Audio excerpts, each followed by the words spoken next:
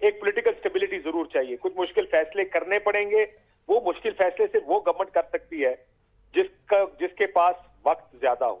देखिए आखिरी साल में, या आप भी जानते हैं, मैं भी जानता हूं, कोई भी पॉलिटिकल गवर्नमेंट हो, अमूमन आपने देखा हुकूमतें आईएमएफ प्रोग्राम्स में जाती थी, 3 साल बाद आईएमएफ का प्रोग्राम खत्म होता था, जाना चाहिए था दूसरे प्रोग्राम में, लेकिन इसलिए नहीं जा सकते थे कि इलेक्शन ईयर आ गया। अब इस जगह अगर आईएमएफ प्रोग्राम में जाएंगे मजीद सख्त कंडीशन लगेंगे।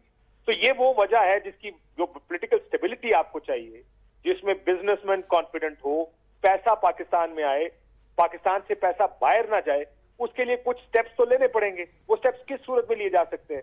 वो उस सूरत में जरूर सब लिए जा सकते हैं जब थोड़ी सी आपके पास स्टेबिलिटी होगी। शायद मुमकिन है कि ये बात जाहिर है इकोनॉमी के ऊपर जो ब्रीफिंग्स है वो उनको भी मिलेंगी, उनको भी ये बताया जाएगा कि इस वक्त मसाइल क्या है, मुश्किलात क्या है और उससे निकलने का रास्ता क्या है। ये बात अगर आप नून वाले या पीडीएम वालों से बात करें मईशत की मुश्किलात के ऊपर, तो वो भी कन्विंस्ड है कि मईशत बहुत मुश्किल है। तो ये बड़ा इंपॉर्टेंट शायद एक एलिमेंट हो जो शायद किसी को इस बात पर। अच्छा काशिफ, अब एक और साइड पे चलते हैं, एक और साइड पे। ये 1 साल पहले तक तकरीबन 20 चलो नवंबर तक हम चले जाते हैं, 8-10 दिन पीछे चले जाते हैं पिछले साल के, इमरान खान साहब वज़ीर आज़म थे, उस वक्त DGIS ही थे, the most powerful man general Faiz Hameed साहब DGIS ही थे, और यही कहा जा रहा था कि वो नेक्स्ट आर्मी चीफ होंगे। और पिछले हमने 1 साल में देखे टर्न ऑफ इवेंट्स हुए हैं कि खान साहब भी चले गए, जनरल फैज़ साहब भी, वो ये खबरें रिपोर्ट्स आ रही थी कि उन्होंने शायद अपना GHQ में इस्तीफ़ा दे दिया है। अब तक खान साहब जो भी चाहते थे फरवरी के बाद अपनी हुकूमत ना बचा सके, इलेक्शन ना ले सके, मर्जी का आर्मी चीफ ना लगा सके, वो फिर उस जनरल बाजवा साहब को एक्सटेंशन लेके ना दे सके, ये मेन चीज़ें थी। जनरल फैज़ साहब का अगेन कहा जा रहा था आर्मी चीफ शायद उनको लगाना चाहते, वो ना लगा सके। आज खान साहब भी इस्तीफ़े दे गए असेंबली से, जनरल फैज़ साहब भी इस्तीफ़े दे गए। आपको लगता है जो नई मूव है, या खान साहब अपने एक उसमें कहते हैं बुरे दिनों में से गुजरे, सम टाइम पैचेस आते हैं, बैड पैचेस आप पे, हम पे, हर बंदे पे आते हैं, तो आपको लगता नहीं कि खान साहब की जो भी मूव है पिछले 1 साल से वो बैकफायर कर रही है? तो ये जो इलेक्शन वाली वो जिस साइड पे जा रहे हैं, तो सितारे उनकी साइड पे हैं, या आपको लगता है कि ये पैच है, बैड पैच जो है, तो ये चलता रहेगा? और प्लस ये जनरल फैज़ साहब की उस पर रिटायरमेंट पे आपको ज़रा कमेंट चाहिए था, आप इसको कैसे देखते हैं? देखिए, एक तो जनरल फैज़ को रिटायर होने की जरूरत नहीं थी, बिकॉज वो सुपरसीड नहीं हुए।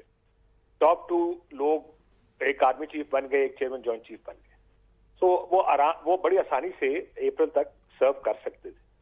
लेकिन जो हालात बने शायद उनको ज्यादा बेहतर पता होगा। मैं इंटरनली नहीं, लेकिन काशिफ इससे तो ये साबित हुआ, फिर जो बातें हो रही थी कि फौज के अंदर बड़ी शदीद किस्म की इस पे वो थी, लॉबीज थी, एक उस फैज़ हमीद साहब की लॉबी थी, एक इनके जो दूसरी साइड पे जनरल से उनकी लॉबी थी, क्योंकि उनका अपने सीनियर के नीचे, अच्छे खासे सीनियर है उनसे, अगर देखा जाए 4-5 महीने बड़ा टाइम होता है, अगर अपने सीनियर के नीचे वो सर्व करने को तैयार नहीं है तो इट्स अ लाउड मैसेज कि वहाँ पे लॉबीज थी, प्रॉब्लम थे, जिनकी बातें अखबारों में या मतलब मीडिया पे उस पर डिबेट्स वगैरह होती रही। तो ये तो कंफर्म कर रहे हैं कि there was conflict within the ranks. जी, मैं उसी तरफ जा रहा था कि अगर वो चाहते तो उनको रिटायर होने की जरूरत नहीं थी, क्योंकि वो सुपरसीड नहीं हुए। तो इसका मतलब जो इंटरनल पॉलिटिक्स की बात हो रही थी, शायद वो बात ठीक हो, जिसकी वजह से उनको लगा हो कि अब नए चीज के साथ उनको काम करना शायद मुश्किल हो जाएगा, और इस वजह से उन्होंने रिटायरमेंट ले लिया। ये बिल्कुल मुमकिनात में से है, क्योंकि जैसे मैंने कहा कि देखिए अमूमन जनरल रिटायर होते हैं अगर वो सुपरसीड हो, उनका कोई जूनियर अफसर उनके ऊपर लगा दिया जाए, आर्मी चीफ या वो सीनियर हो, तो सीनियर अफसरान अमूमन रिटायरमेंट ले लेते हैं। फैज़ साहब को इस चीज की जरूरत नहीं, तो इशारा तो उसी तरफ ये जाता है कि वो या वो कंफर्टेबल नहीं होंगे नए चीफ के साथ काम करने में, या नया चीफ उनके साथ काम करने में कंफर्टेबल नहीं होंगे। ये बिल्कुल मुमकिन है कि ये बात दुरुस्त हो।